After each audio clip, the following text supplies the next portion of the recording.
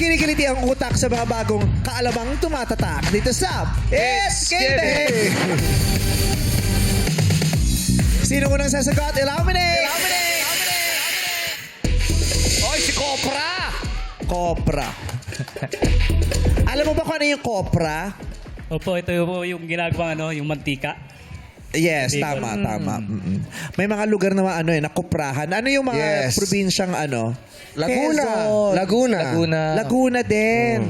Sa Bicol po, Bicol. Sa Bicol Meron din sa din. Bicol. Okay. Ikaw, Kopra, anong trabaho mo? Tricycle driver po. Tricycle driver si Kopra. Ikaw ang unang sasagot. Ang kailangan mo lamang gawin ay Inglesin yung sasabihin kong salita na Tagalog or Filipino. Okay, Kopra? Tutukuyin natin ang mga bahagi at nilalaman ng aklat at pahayagan.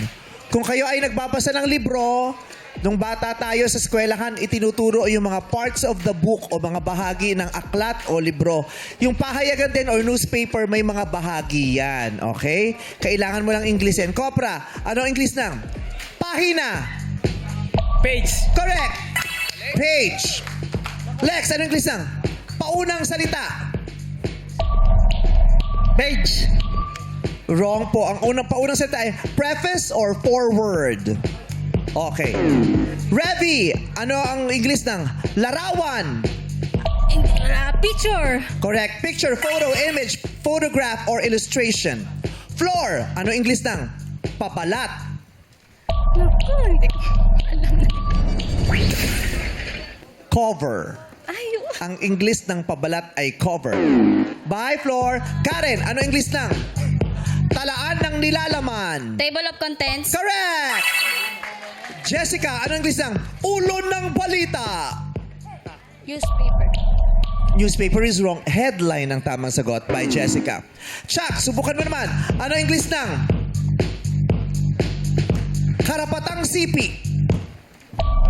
Karapatang sipi. Copyright. By Chucks. Yes, karapatang sipi. Yung right, di ba? Karapatan. Sipi, copyright, karapatang sipi. Ryan Bang. Ano English ng may akda? Last page. Minsan nasa last page din ang pirma niya.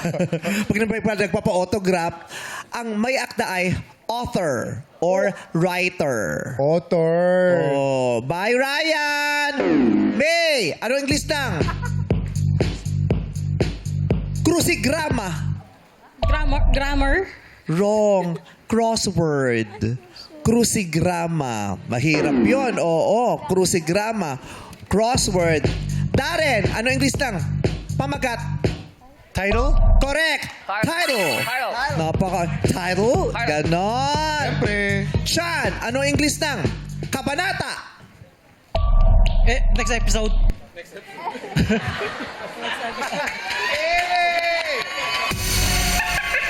Tama po yan kung ang mga tinutukoy natin ay yung mga palabas, di ba? Susunod Yung na episode, susunod di na ba? kabanata. Kabanata, oo.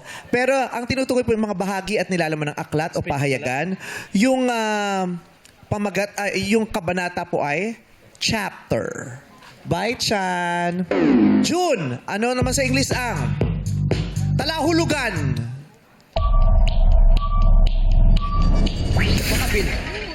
Glossary. Talahulugan. Glossary. Okay. Tapos na! Tatlo. Apat ang natira mula sa 12, 8 ang nalagas. Sila ay sina. Copra, Revi, Karen at Darren.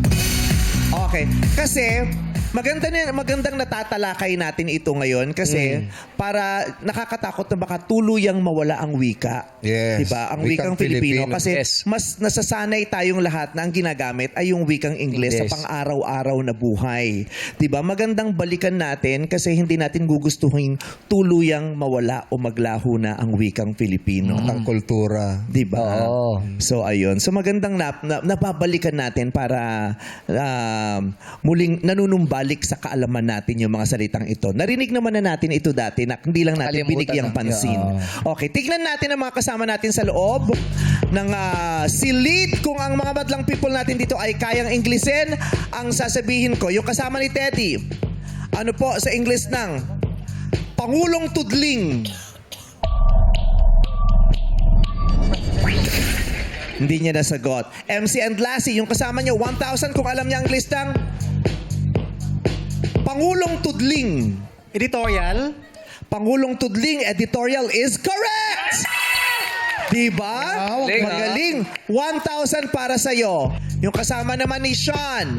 Ano po ang listang Talasang Gunian? Talasang gun. Oh, sorry, hindi ko alam.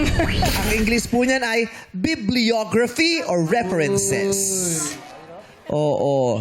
Sangguni, 'di ba? Reference. Sanggunian reference. Talasanggunian references or bibliography. Bibli. Maraming salamat sa mga sumubok at nanalo ng 1,000.